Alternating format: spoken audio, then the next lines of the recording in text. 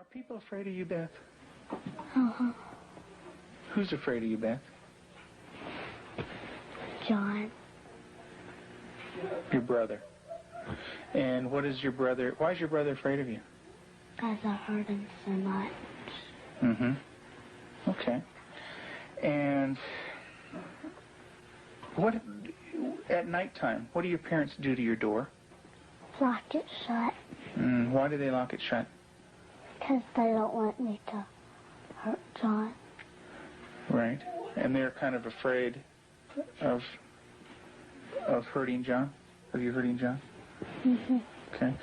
Are they afraid that you might hurt them? Yep. Would you, Beth? Mm-hmm. When would you do it? Nighttime. Okay. Why would you do nighttime? Because I don't like them seeing me do it.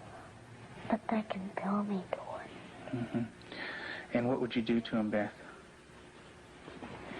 Stab him. Okay. What would you stab him with? A knife. The program you are about to see was compiled from the actual therapy tapes of Dr. Ken McGidd, a clinical psychologist specializing in the treatment of severely abused children. Children so traumatized in the first years of life that they do not bond with other people. They are children who cannot love or accept love. Children without conscience who can hurt or even kill without remorse. This film shows the devastating effects of abuse on a child. It also shows that victims can be helped. It is the story of a 6.5-year-old girl named Beth.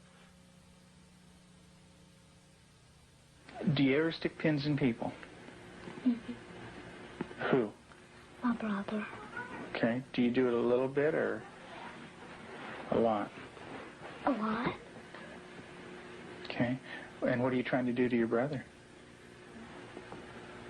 Kill him. Why do you want your brother to die? Because I was hurt so bad, and I don't want to be around people. Okay. Who else would you like to stick pins into? Mommy and Daddy. What would you like to have happen to them?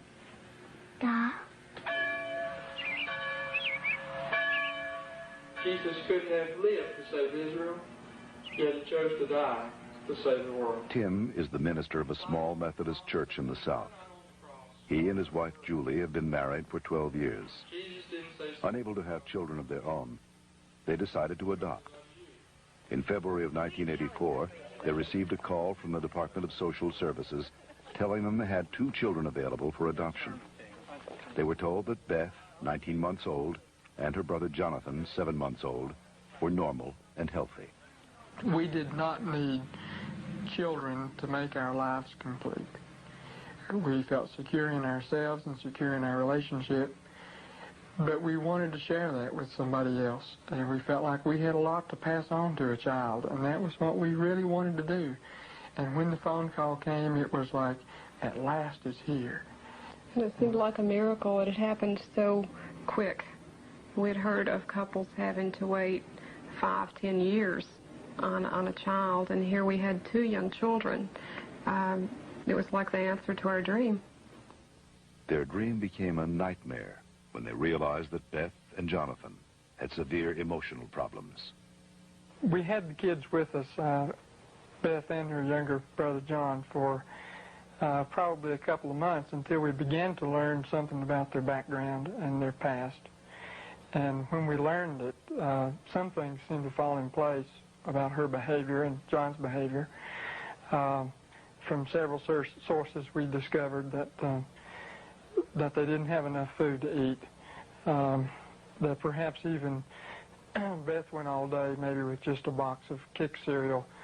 John himself was found in a bassinet with little patches of urine all over it and a dirty diaper and a couple of bottles at his feet that had curdled milk, and the back of his head was completely flat.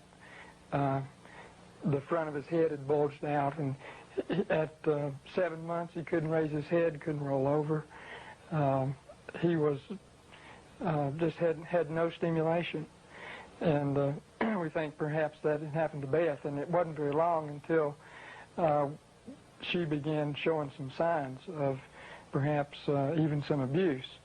There was a nightmare that she had, and the nightmare was about a man who was falling on her and hurting her with a part of himself.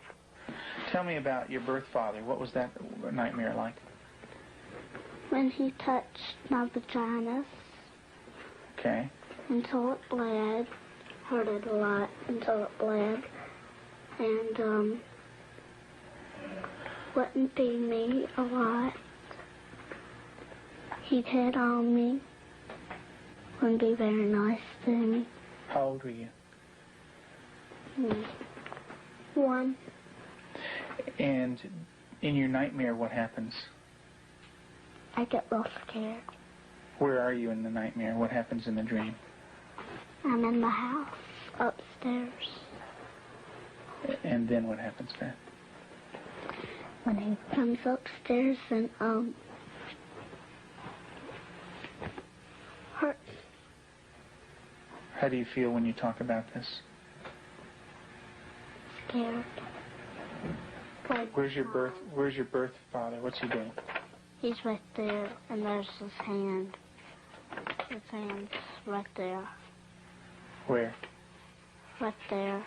You can't hardly see it because it's green. What's it touching? My vagina. And what is your birth father doing? Hurting it. Your face looks sad. Can you tell me about that? It's crying because there's dots of the tears. Beth had endured severe neglect and abuse as a child. Her birth mother died when she was 1. Because of these early childhood experiences, Beth never developed a sense of conscience, love, or trust for anyone. The early sexual abuse by her birth father would cause her to exhibit inappropriate sexual behavior, especially toward her brother. Does your brother have private parts?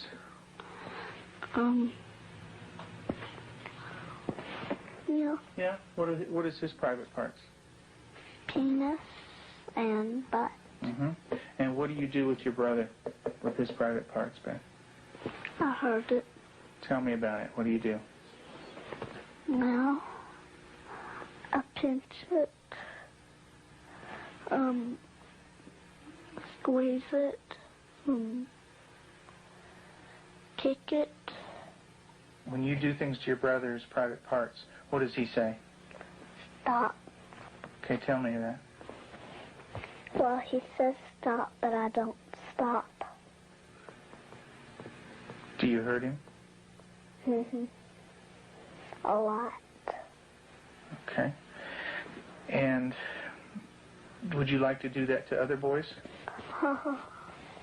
When I caught her with Jonathan one morning, she was molesting him. He was crying and his pants were down, and I said, Beth, what's happening? And she said, I pulled his penis and put my finger up his anus. And I said, didn't he say to stop? And she said, yeah, he did. And I said, did you? And she said, no. Have you ever rubbed your private parts? Do you do it a lot? A lot. How much do you do that? Not every single day, and that's until I did it every single day until it got real bad and messed up, and I had to go to the doctor, and I did not like it. What do you mean by real bad? Well, it looked real raw, got all kinds of boo-boos on it, germs, a lot of stuff on my hand. And it bled? She started to masturbate at inappropriate times. I remember one time, specifically, when we were at the hospital waiting for Tim to come out. He was there visiting. And Beth and John were in the back seat, and I turned around, and she had her legs spread and was masturbating in a public parking lot. And I had tried to explain to her numerous times before that that's private area. You don't do it in public places. And gone over that with her, and and it never seemed to faze her. And Julie, how often would your daughter masturbate? daily, constantly. Do you have animals, Beth? 4 of them.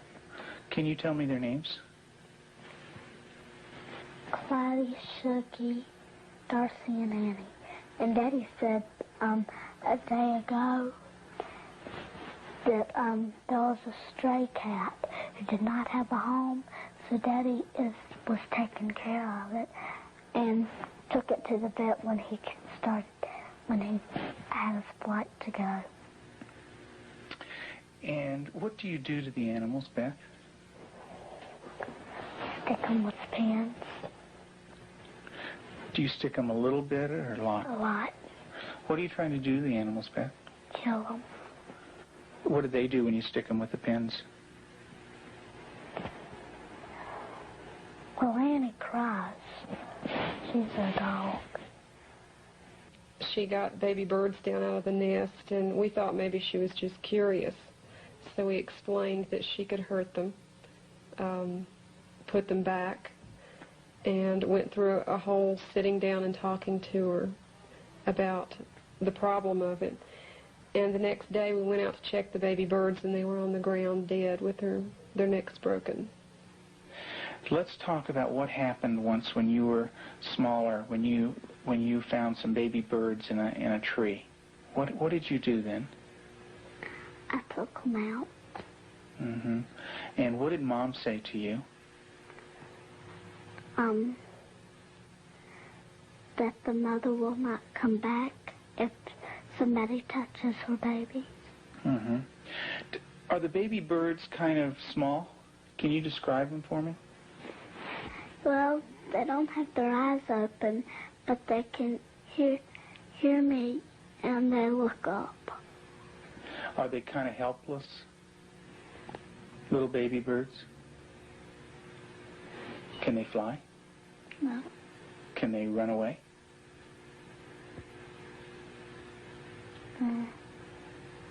Yes. They can? Are they easy to catch or hard to catch? Hard. Yeah. Well, it's hard to remember. With the baby birds, what did you do?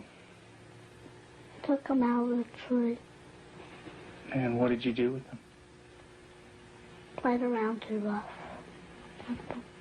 Also, when at the end, I picked it up and I thought it was Dad, and I came to say, Mommy, is this bird dead? And she said, she called Daddy and said, Tim, and Daddy came and, I think I remember that they said yes. Mm-hmm. And so did the little baby birds die? I don't know. You don't remember? I just remember that I remember that Mommy and Daddy saying the last bird we got was dead. Mm-hmm. Do you know what Mom said to me? She said that all of them were dead. Did you squeeze them? Did Baby Beth squeeze them? You're doing a good job, honey. Go ahead and tell me what happened. I squeezed them. And what happened? They died.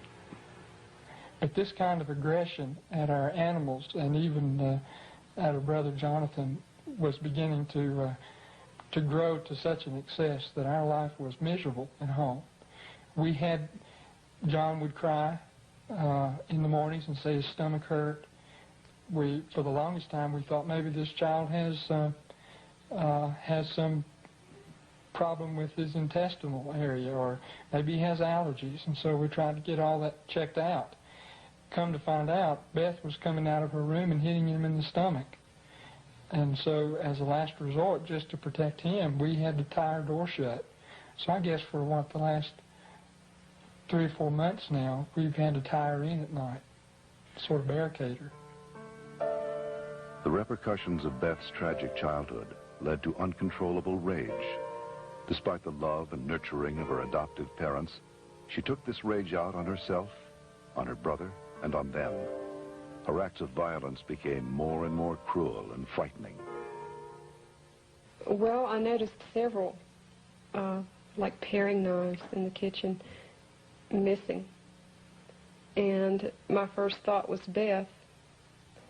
And I felt a little guilty about it at first. I thought, nah. But I really didn't even mention it to her. They had been gone several weeks. She was sitting at the table drawing and mentioned to me, "What do those knives look like that are gone, Mom?" And I said, "What knives, Beth?" And she said, "Weren't they kind of silver and about this big?" And I knew then, and then this little smile that's not a sweet smile, but a malicious type of smile. And I knew then, I thought, she's got them. Tell me about the knives. Where did you get them? From the drawer. And where else? Do you remember? Mm-hmm. Tell me about it. I got them from the dishwasher. What kind of knives?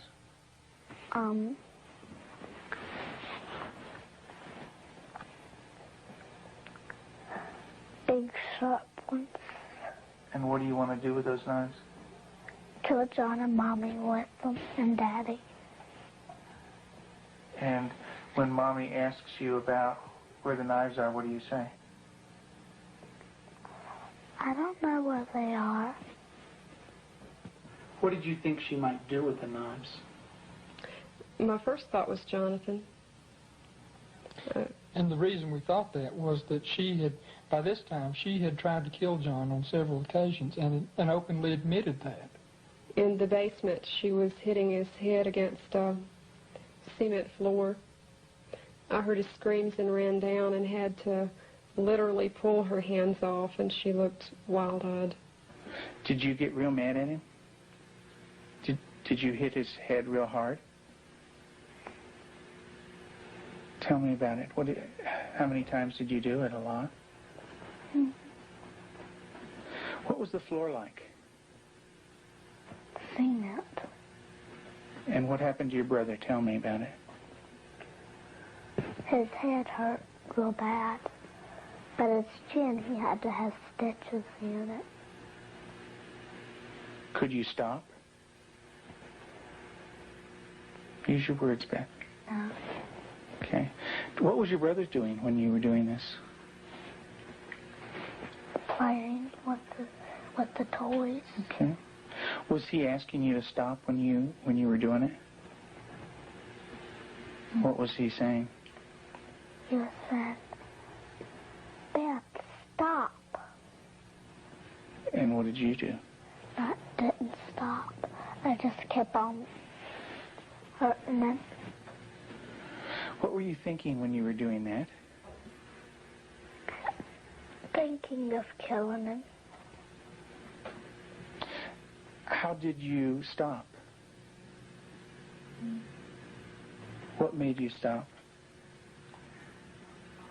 When I heard Peter walking across the kitchen. Mm-hmm. It made me stop because I thought Mommy and Daddy were coming. Okay. Did Mommy come? What did she do? She sent me to my room. Okay.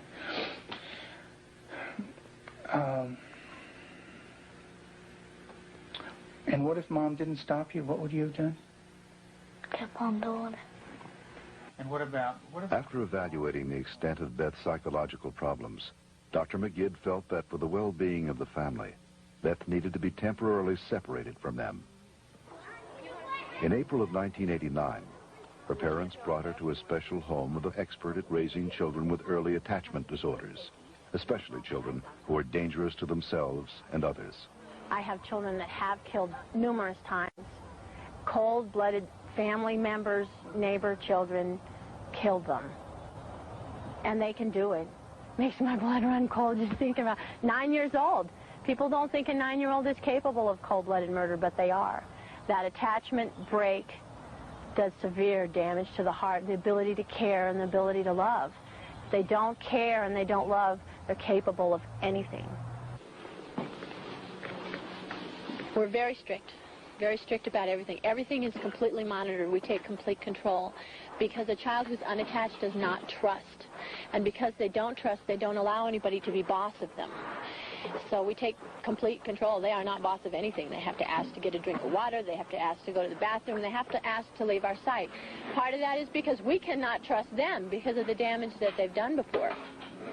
Beth, would you like to say grace, please? Dear Heavenly Father, thank you for this good day and everybody doing good. In Jesus' name, amen. Amen. Amen. They believe that they're evil. They believe they're from the devil. They believe that they are not a person of value. And we have to change that, and we have to build that from a child who's nothing, who's a bad kid in their own mind, to a child who's valuable and loving, and they see themselves as that.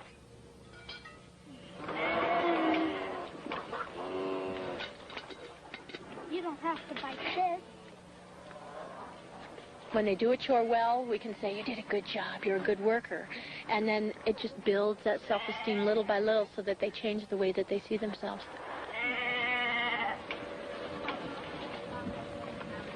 Several months into treatment in this controlled environment, Beth had made progress, and her therapist decided to loosen some of the controls. Anybody wants some more? I've seen that. Beth continued to show signs of improvement. She began to develop a sense of right and wrong. She seemed to respond to affection, was more outgoing. Gosh, you don't have to like She went to public school, made friends at the local church, and even sang in the choir. And you're going to go into Sunday school again this morning? Yeah. And get stickers? Maybe you could put one on your nose. Through the years you made it clear that the time of Christ was near. So the people couldn't see what Messiah ought to be.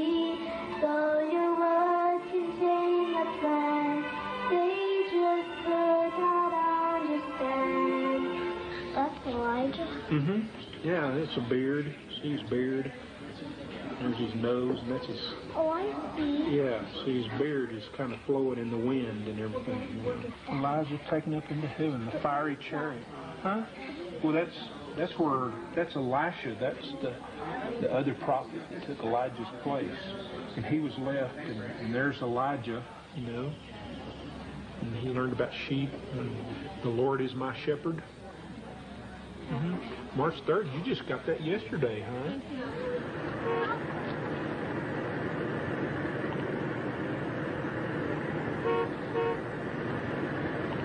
In the beginning, we couldn't trust her with anything. She was locked up at night. We had alarms on the door at night so she wasn't sneaking around doing things with the other children. We don't worry about that anymore. There's no alarm on her door at night now. She sleeps in the same room with my own daughter, and I trust her that much. She brushes the dogs, and I trust her that much. Because she has earned that trust. She's learned it. She has a heart, and she has a love inside, and she feels bad when she does something now. In the past, because she didn't have a conscience, she didn't feel anything when she did something bad. There was just no feeling there. And now she does feel bad, and it shows in her face. I believe that Beth can make it. She's got a really bright mind. She's got a good heart now, which has done a lot of healing. She's got a really super set of parents. They're powerful, they're knowledgeable, they're motivated. She's done a lot of good work with you in therapy, with Cannell and with myself. She wants to heal, and that's the #1 key.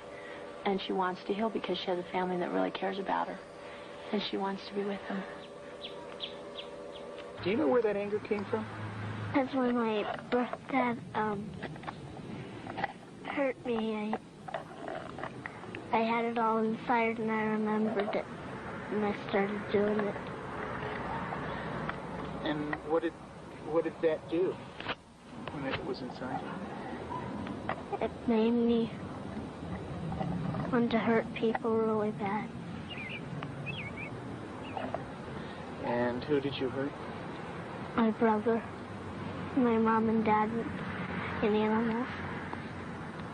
And animals. Who did it hurt the most? My brother. Who did it hurt the most? Me. Why don't you tell me that? It hurt me the most. How did it hurt you the most? Because when I hurt other people, I'm hurting my good self. How do you feel right now, Beth?